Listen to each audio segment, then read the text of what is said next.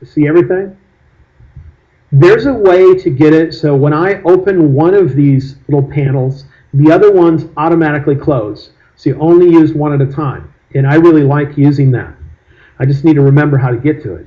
I believe, we'll find out in a second, that you go to a triangle next to the name of any one of the panels.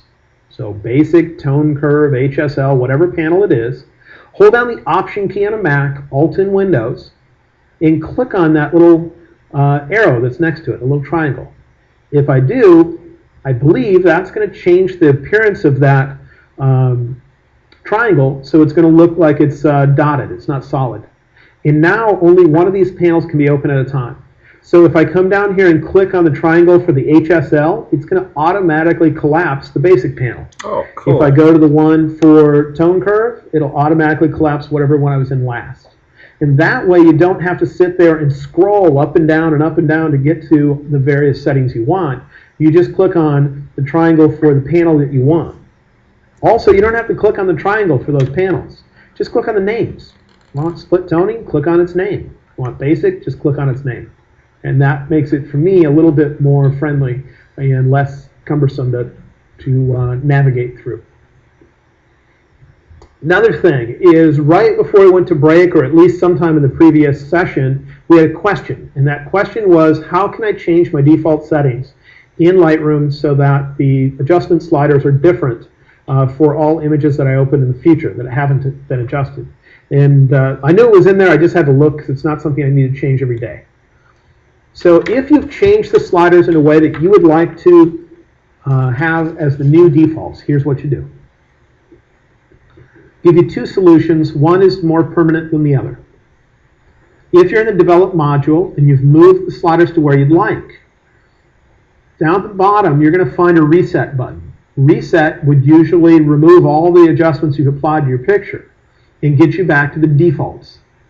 Well, watch what happens to the Reset button that's down there when I hold down the Option key, Alt in Windows.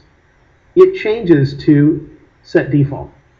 That would be the Alt key in Windows.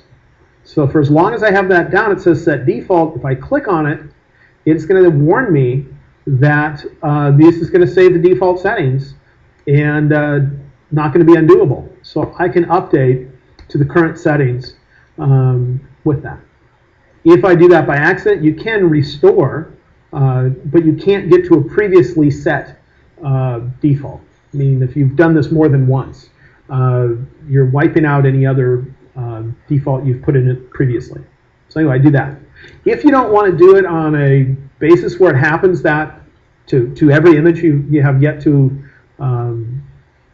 import or adjust, here's an alternative you could use.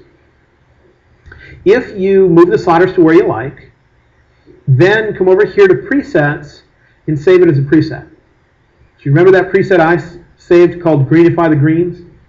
Let's say I want to apply that to every single image I open. Well, here's one way you can do that.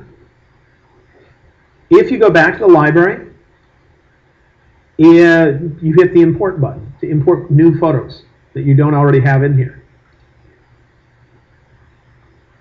On the right side, there's a choice called Apply During Import.